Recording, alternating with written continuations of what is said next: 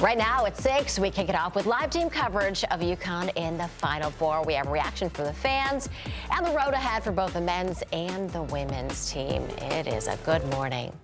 Thank you for starting yours off with us. We hope you had a great weekend. I'm Erica Arias. And I'm Bridget Pure. The Mondays are tough, but a lot happier if you're a UConn fan after last night's finish. My goodness. It's crazy. Braylon Mullins, that was very impressive stuff. Rachel Piscatelli, the weather is not looking bad either, so a good way to start the work week. Yeah, a little extra pep in the step this morning, and the temperatures are certainly helping as numbers right now are in the upper 30s and 40s, a little bit warmer than this time yesterday.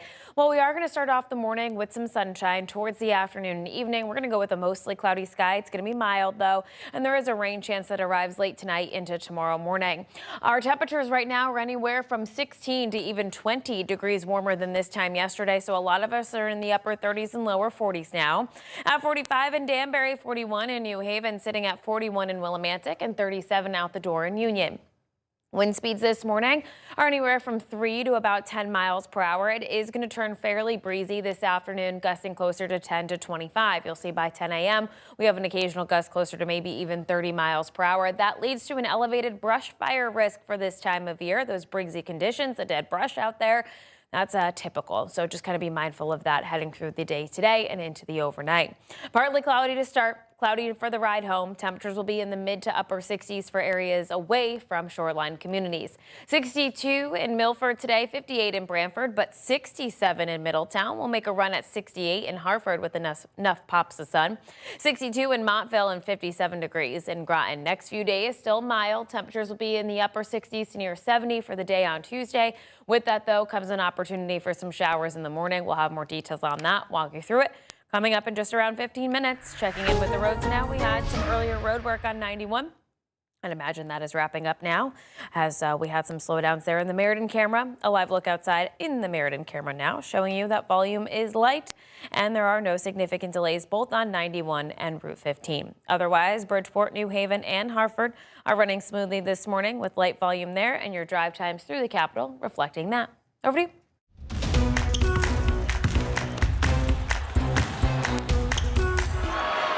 Cut and run through the ball. They'll do better than this guy. Get it into Boozer, back for Saar, ahead, Boozer, that ball deflected and stolen by Mullins.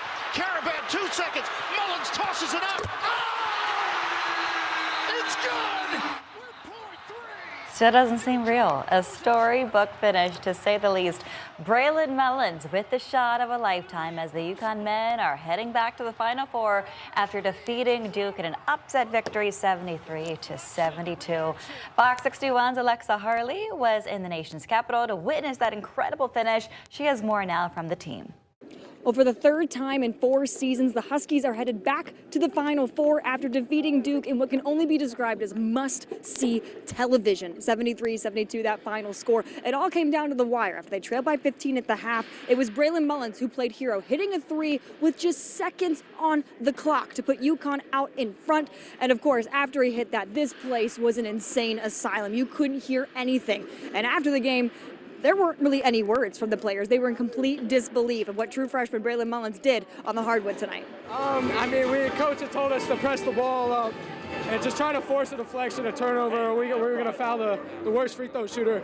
And they turned the ball over. I got the ball, threw the ball to AK, and I thought he was going to shoot the shot, and he threw the ball back to me. So there's 2-3 seconds on the clock. I got to shoot it.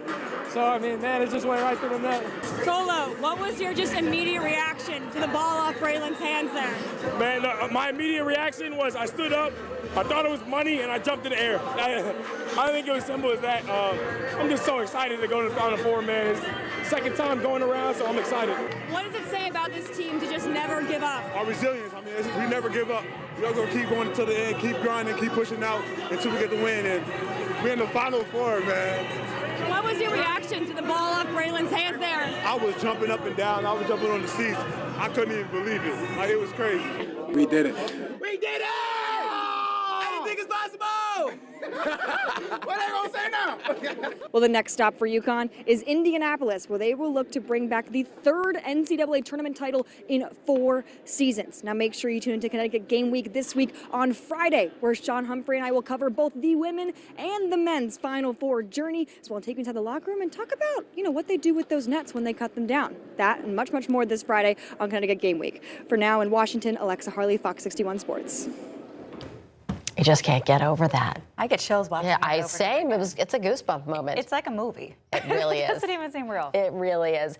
Now, it wasn't just the men that advanced to the Final Four. The women's team also punched their ticket to the Final Four for a record 25th time, defeating Notre Dame. That came certainly not as close, 70-52, the final there. Yeah, that one wasn't as much of a surprise. No. We saw that one coming. Fox 61 Sean Humphrey saw the action unfold in Fort Worth. He has more now. The Huskies shined big and bright deep in the heart of Texas. The win streak for UConn now stands at 54 in a row, and now it's 25 trips to the Final Four for the program, including last year's national championship season. And the Huskies looking to repeat that feat, and it was a tough tilt here in Fort Worth at Dickies Arena as the Huskies took on longtime rival Notre Dame. Blanca Quinones with a second consecutive big performance off the bench for UConn. She scored 12 points in the first quarter alone and finished the game with 20. And after the game, after the trophy presentation, head coach Gino Auriemma said he's never been more proud of a team for making it this far to the Final Four. For them to carry an undefeated record up to this point, whose personality on that team makes you think, oh, look at them, they walk around like they own the place? Nobody. Like, they're just a bunch of like, hey, how you doing, okay. So I'm proud of them because it's not easy to be undefeated, come all the way to here, and then be able to handle it and end up going to the Final Four. The team's camaraderie and the undefeated season stay alive here in Fort Worth as the Huskies advance to play next Friday in the Final Four against the winner of TCU and South Carolina. Their game takes place tomorrow at 9 p.m. Eastern. The Huskies' time is to be named later. We'll see you in Phoenix, but for now, from Dickies Arena in Fort Worth, Sean Humphrey, Fox 61 Sports. Sean, thanks. 6:07 now. Fans of UConn men and the women's basketball team, they're more than spoiled this morning. They are waking up really excited and probably tired because last night's game was a bit of a late one. And, with all the partying after, I'm sure a lot of people are feeling it this morning. We are moving on to the Final Four. We're pumped. We're checking in with Fox 61's Glenn Kittle. He's joining us from Gamble Pavilion. Fans are excited, probably tired. They were up late celebrating. What a game, Glenn. Oh my God, what a game, really. I mean, you just said it all right there. All those fans are just absolutely having the time of their lives this morning after the shot heard around the world from Braylon Mullins last night. How about it? And the cherry on top, you're beating Duke University, so it really couldn't get any better, not only for UConn, but the basketball world in general. Meanwhile, the UConn women's, they were expected to get back to the Final Four, and boy, did they end up doing it, blowing out the Fighting Irish in an exciting game on the air. And now here back at home, fans were packing the bars and having themselves a blast, as you can see right there after that shot from Braylon Mullins.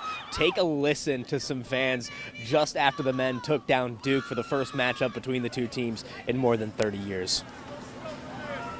Like the shot, oh my God, it's incredible. Oh my God, I almost like crying, like so good. So from our experience, we know that we're a second half team. I never had a doubt in this team. Whatever Dan Hurley said to them in that locker room, I need to know. Do not give up. Try your best.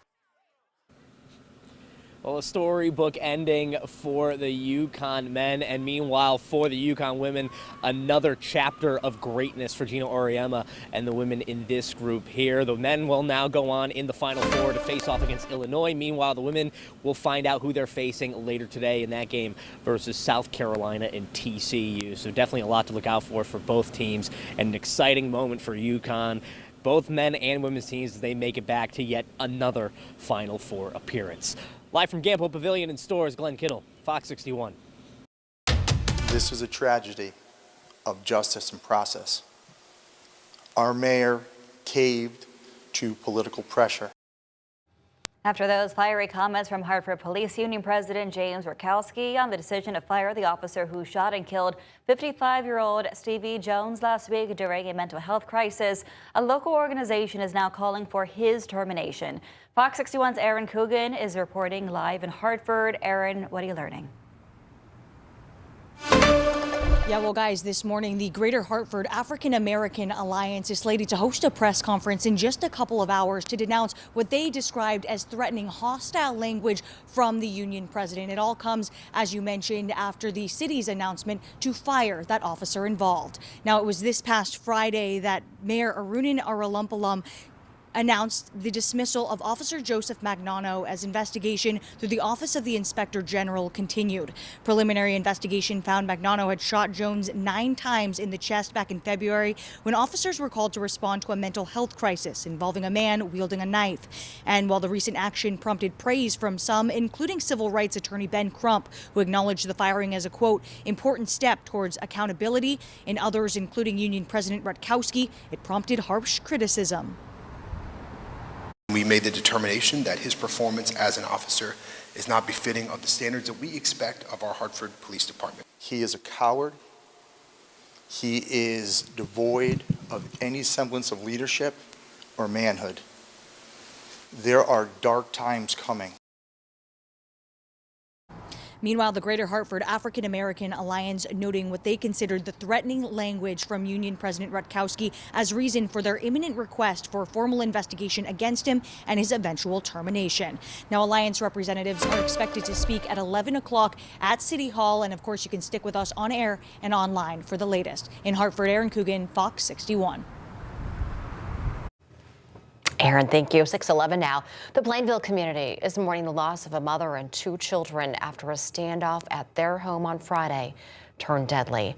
Investigators say 27-year-old Patrick King killed his 31-year-old girlfriend, Felicia Matthews, along with their 4-year-old daughter, Ava King, and 12-year-old Melina Matthews from a previous relationship. Patrick King then turned the gun on himself. Northwest Connecticut Public Safety Communications Center posted a picture on their Facebook page mourning the loss of Felicia Matthews, showing a picture of her when she worked there. Well, Wallingford police have made an arrest after a stabbing on a CT transit bus. Officers say a fight broke out Saturday on North Colony Road and a man was stabbed in the leg. The suspect ran off but was later found and arrested. Timothy Scott of Meriden has been charged with second-degree assault. He will be in court next month. We're told the victim had non-life-threatening injuries.